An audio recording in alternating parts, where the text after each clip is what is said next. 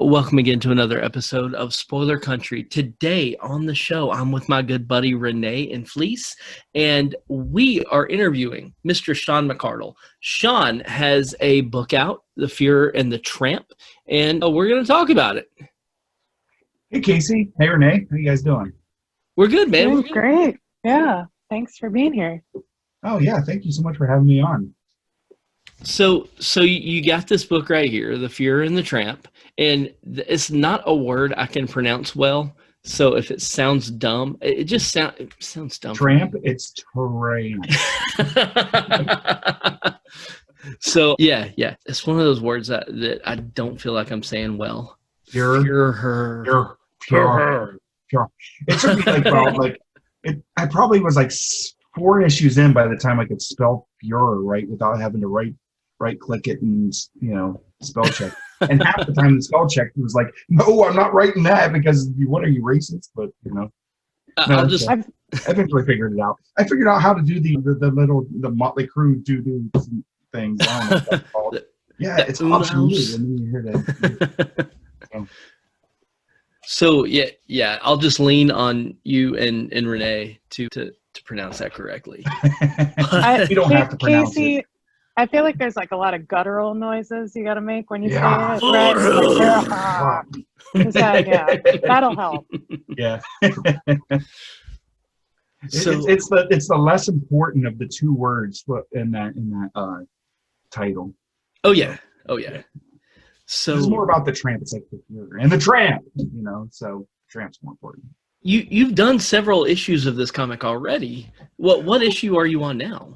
Oh, it's complete. We're releasing the trade now. The trade is in cool. April's previews. So the trade is going to be released on June 28th. Nice. So we already had the 5-issue run at Source Point. It's actually kind of 6 issues because the 5th issue is a double issue. Because I'm cool like that. I think that if you like the story, give you a double issue for the finale. So.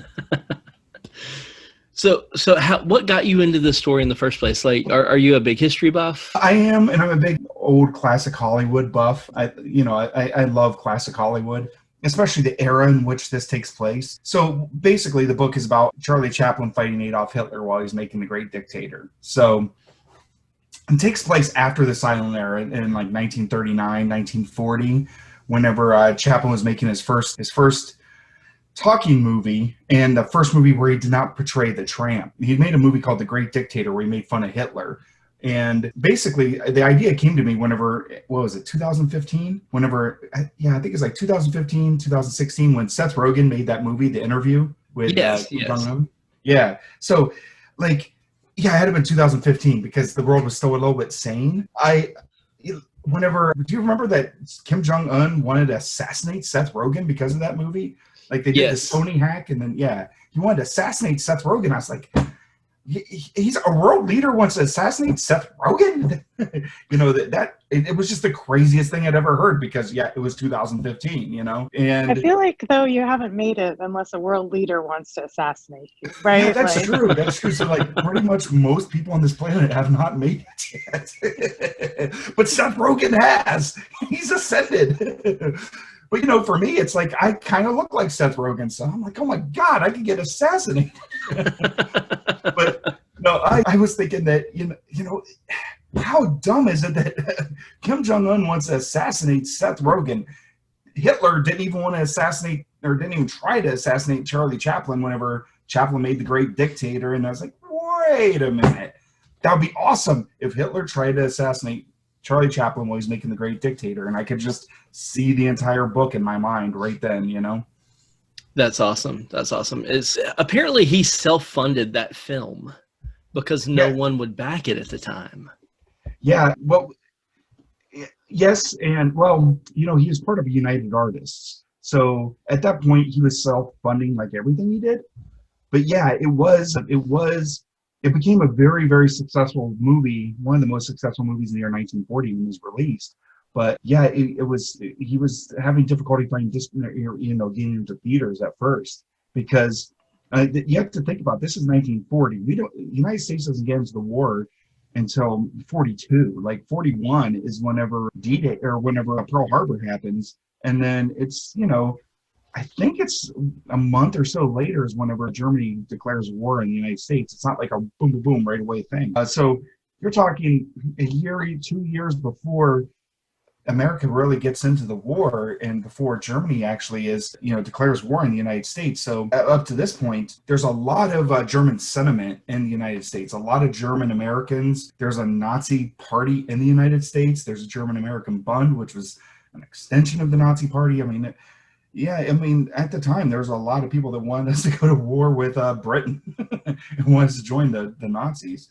Imagine that. That's crazy, right? There's no way that then the United States would try to endorse Nazism.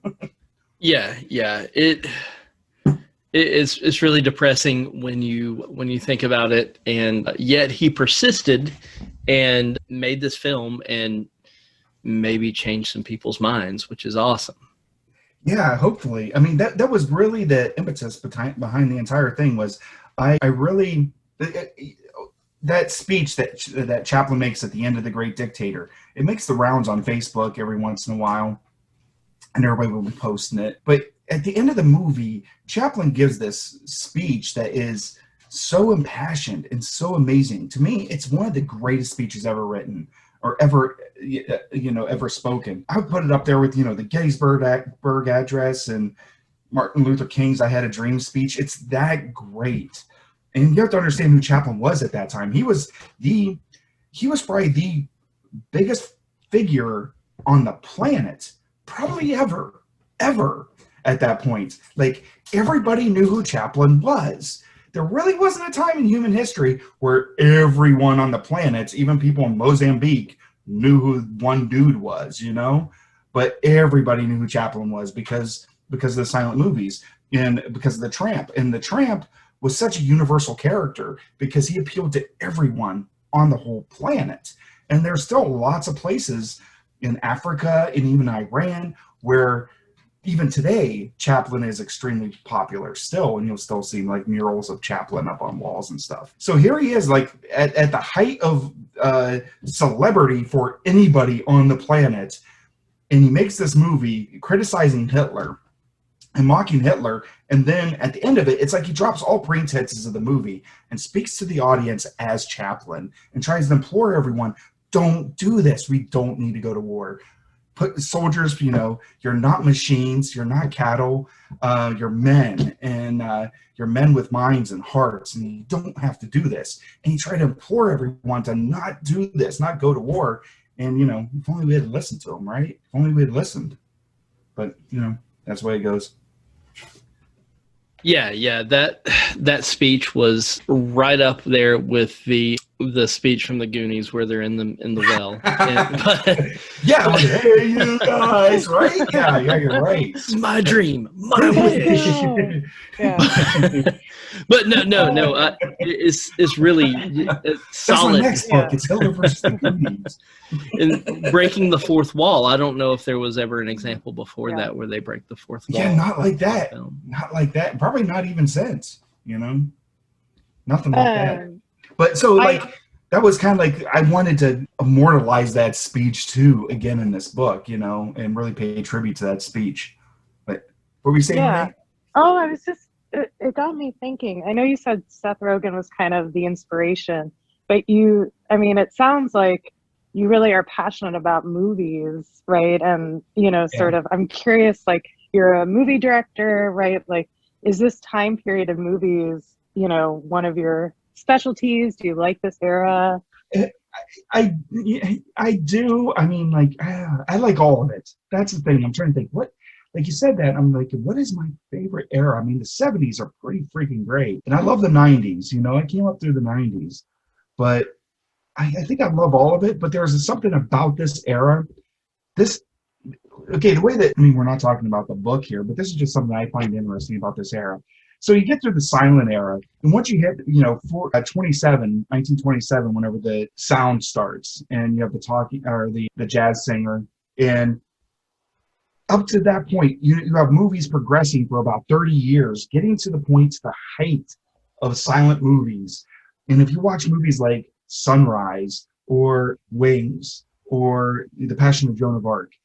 We're at the height of what they can do with making silent movies. And those movies are fantastic. The way that they can move the camera, the way that you look at some of the tracking shots in Wings, it's phenomenal. Just how they were able to tell a story just visually at this point. Then Talking movie starts in 27, and within a couple of years, 90% of the movies are talking, and by the time you get to the early 30s, only Chaplin is still making silent movies with City Lights and Modern Times. Everybody else has moved to talkies. You have the Marx Brothers and really taking off, and the Busby Berkeley musicals. But what happens is that cinema language kind of falls apart for 5 to almost 10 years. Meaning what happens is, because now that you have to add sound to it, you can't move cameras like you used to. You can't use these big dollies that are squeaky and loud, and directors screaming directions at people to move this dolly and move out of the way and stuff. You can't have Howard Hawks on the top of an airplane flying around because you can't capture sound.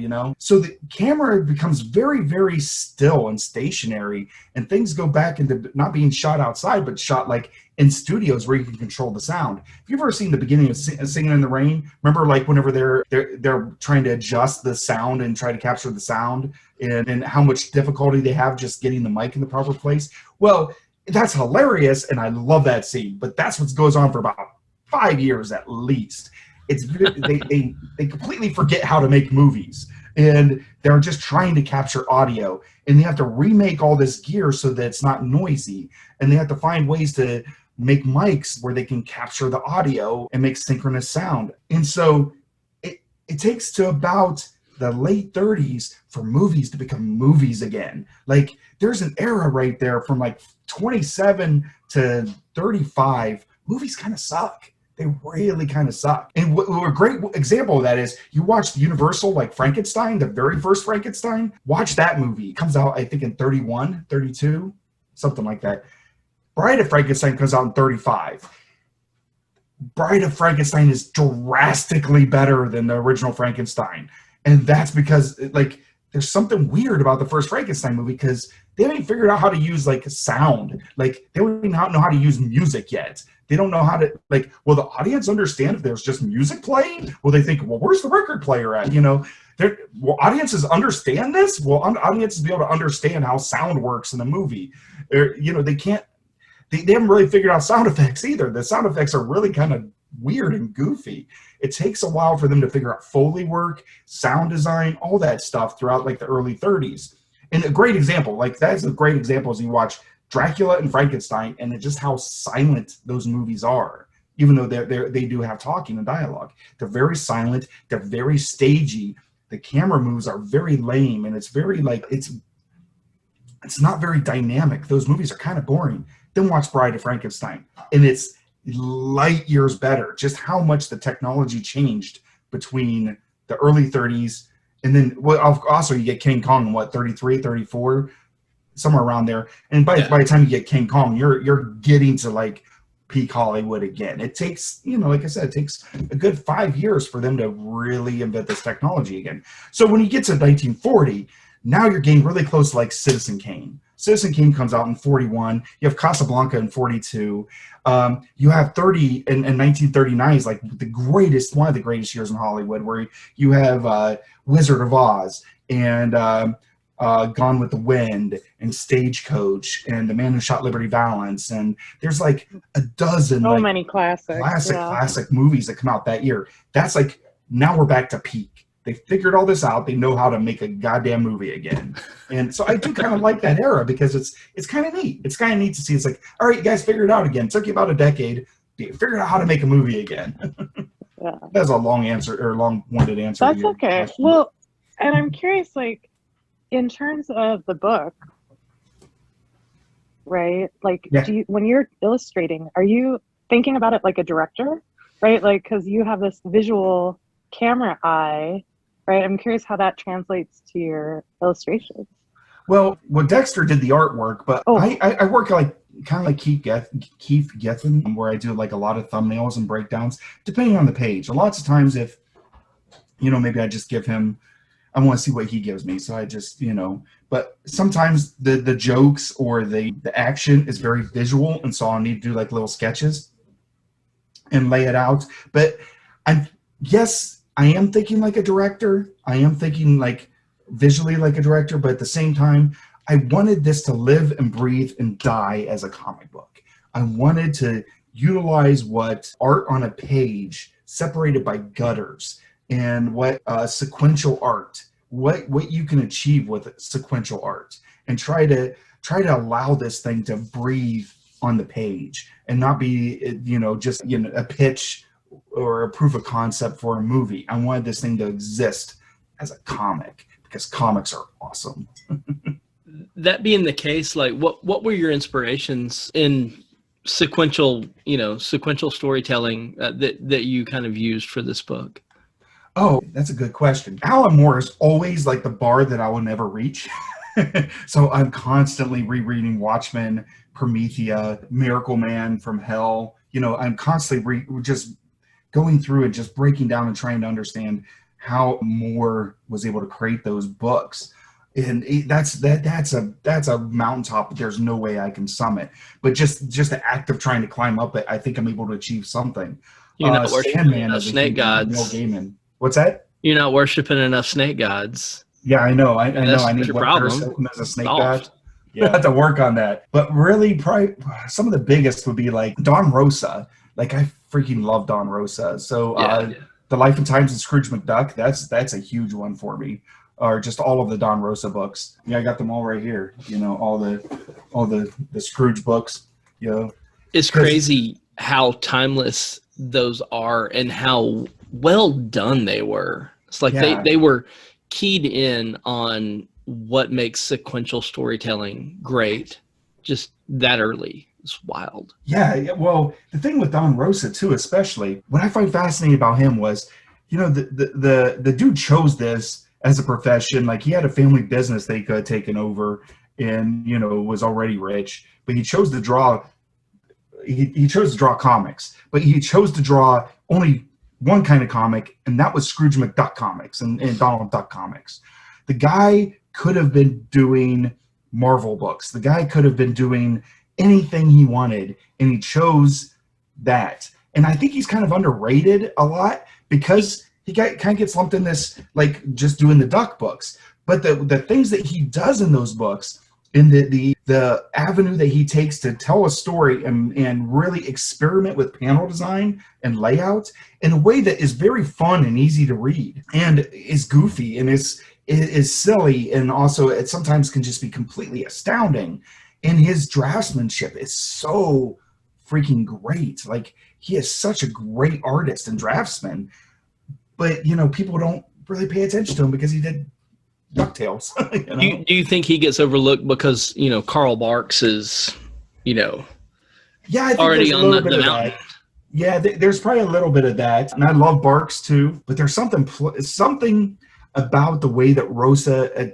Okay, so like when you look at the back matter in Life and Times of Scrooge McDuck, and you read about like how he thoroughly researched every single panel that Carl Barks wrote about. And if Carl Barks wrote like Scrooge McDuck having a throwaway line about talking about being in North Dakota during a certain period of time, and he did this, and it's just like a throwaway line. He would do all this research and put it on a timeline and figure out when actually Scrooge McDuck would have had to have been there. And then when he does that, he did a lot of research and found out that, Teddy Roosevelt was also there at the same time. So Teddy Roosevelt shows up in that issue and is a big component and part of that issue. I love that kind of research and the way that he's not like hemmed in by history and what actually happened, but at the same time is able to like use actual real history to kind of like pepper the story. And that's what I try to do with my book too. I was about to say that's kind of just a huge influence on this. Gee, I wonder where your inspiration came from. Somebody using history in their comics. Yeah, exactly. Tying that in. Another big inspiration was Sergio Agoni's. I don't know if you ever read Mad Magazine. Oh yeah. Yeah, I love Agoni's, but like he did all those like little like stories, like little one panel jokes are in the and gutters Grew also. What's that? Gru. I love Gru, yeah. But like his storytelling sensibility and the way he would set up a joke in Mad Magazine and stuff, and the way that he visually, because all of his stuff is like super visual. There's no like real, there's not dialogue. It's just all visual. And so like I kind of keyed into that a lot too. So it's all over the map. You know, I'm like looking at my shelf trying to figure out what else. Maybe some Cerebus. I don't know. There's tons of stuff. Anything I've read was fodder. You have a day job, like most of us. Yeah, I do. You teach, correct? Yeah, I do. I teach at Kent State University. That's wild. What do you teach there? I teach film production, and I also teach one class called Elements of Film, which is actually like the history of film. And you know, we start with the beginning of cinema all the way through, and I really enjoy that class. But then also I teach production classes. Like I teach one like story for film, which is like screenwriting. I teach editing, stuff like that. Awesome. I can, just hearing you talk about film, I can see film and comics. I can see where your passions lie. So of course you're going to be teaching about it. That's awesome. And I'm sure your students get a lot out of that. Wow. How is Kent State right now? It's end of the year. Yeah. Is campus pretty wild? Oh no, it's just the opposite. I just turned in all my grades. Campus is empty, you know. All my classes were, all my classes were online this semester, which kind of sucked. It's not the same teaching online as in person. I think I'm funnier in person. Well, and I imagine film production is harder to do online. So hard. Like it was so hard. How do you even begin with that, right? Oh, it was difficult. It was so difficult. I feel bad for the students. But you know, they did well. They really adjusted and they did well with it. I'm really looking forward to getting back to teaching in person next semester. That's awesome. Yeah, I could definitely see you as a film teacher. So does not surprise me. You're working with SourcePoint. SourcePoint has done a lot of books that I thought were really awesome. They're really swinging for the fences on a lot of these books and just putting out some amazing stuff. How has your experience been with them? Oh, it's been fantastic. They really helped me navigate some of the legal rights with the Chaplin estate. Wow. On. Yeah, that was a big help. Excuse me. I've been drinking Sapporo. It's Friday, right? Oh yeah. I got my local brew going. So. Oh yeah. We're having Pat's High later, so I thought I cracked open a Sapporo. So sorry, that was a Sapporo burp. Yeah, so they helped me navigate all those legal things, and I worked with their lawyer George Geddes on getting the rights and permission, and they paid for the permission to use Chaplin's likeness. It's more the trademark. It's the Tramp trademark was the problem. The likeness, you know, he's dead and he's a public character, so that's a little bit less of a problem. The bigger problem comes from the actual Tramp is a trademark character. So like me making a book about, because I went into this thinking, okay, and I hired a lawyer. Well, I paid for an hour's worth of time with a lawyer and consulted everything before I wrote the book. And, you know, they wanted me to put down like a $7,000 retainer, and there's no way I was doing that. Smokes. That's almost the cost of the book. Yeah. But you know, so I felt like I was in pretty good solid ground with that. But then the problem came from the lawyer I talked to didn't look at it as a trademark and wasn't a trademark attorney. So like whenever something's trademarked, that's way different than using like a public figure. That's like if I would have made a comic about Ronald McDonald, you know, or Mickey Mouse, you know, it's a different level of litigation that I would certainly lose. So are you going to avoid trademark characters from now on? Yeah, probably. No, my whole theory is like there are so many reasons to not do something. So the only person I need to ask permission from is myself, and I'll ask forgiveness later. So that's my strategy, because there are so many reasons not to do something, and if I thought about all the reasons not to do it, I wouldn't do anything. So the only thing that I go toward is my own passion and my own muse. So if if it's a story that I can't get out of my head, to me, it's kind of like sometimes stories just become like a demon that's possessing me, and I can't stop thinking about this, Pazuzu demon that's inside my head about this story, and then I just got to exorcise this thing out and, perform an exorcism, which is like creating the book, and then I, vomit it all over you guys, and then you guys have to deal with that demon. I feel like that reminds me of when I was in film school and I was gonna write a young biopic about Hitler, and they were like, no, you can't do that. Like, it's too touchy. And I was like, oh, okay, So now I'm like, was there a trademark issue that I was missing? Actually, there's no reason you couldn't do that. There is 100% no reason you couldn't do that. Don't listen to anybody. The only person you need to listen to is yourself. Really, the only person you need to listen to is yourself. The Hitler estate is really worried about their branding. I'm probably, and don't, but, and 100% don't listen to me. I'm not a lawyer.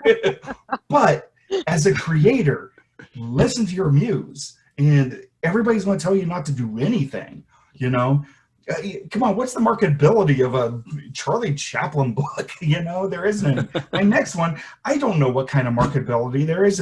It's about werewolves, It's about Nebuchadnezzar being the first werewolf. Oh, wow. That is awesome. Oh, I love the Book of Daniel. So I got one guy who will buy it. Book of Daniel fucking the next slaps, dude. You heard it here first. The Book of Daniel slaps. Yeah. I'm referencing the Book of Daniel hard in it. Dead Sea Scrolls and all that shit. Awesome. We'd love to get you back on to talk about when it's ready to roll. Where can we get Fuhrer and the Tramp, and when? At all your local comic stores. It's so if you it's available in previews. Comes out June 28th. The order code is APR 211923.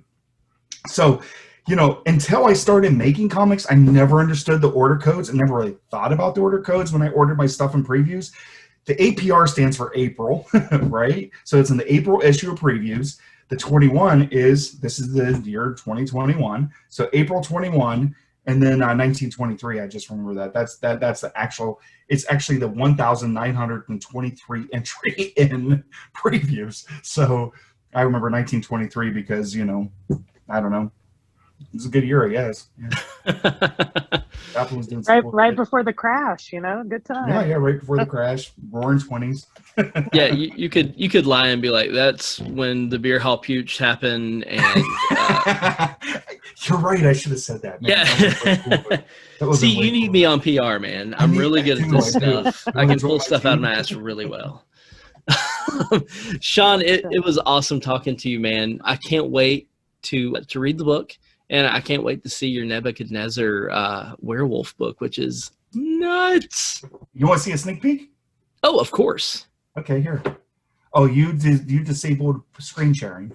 Oh, well, shit. I'll just keep my eyes open for it because I don't know. But yeah, Sean, thank you so much for coming on. Yeah, Rene, Rene is going to be a fixture on the show. Oh, awesome. She's our new interviewer, and as you can tell, she's really good at it. So she's positively delightful. Oh, Sean, thank you, and thanks, Casey, for letting me join.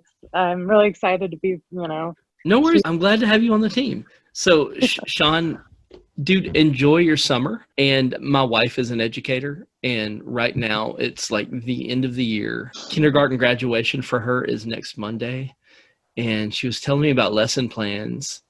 And I was like, lesson plans for next week? I was like, yeah. She said, yeah, graduation's Monday. I hope they don't fucking come back. Like, so I could see where the mood is.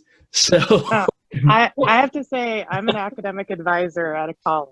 Oh, okay. So now I'm dealing with all the students being like, I need to register for fall and I need to get my classes. And it's it's a nightmare right now for sure. Well, actually, my experience is just, I have a couple weird ones, but most of it is pleasant. I get to talk about films and movies and, all kinds of cool stuff, and students just have to listen. And they pay me to do it. That sounds like a dream job, actually. I know. It sounds like a good gig. Yeah.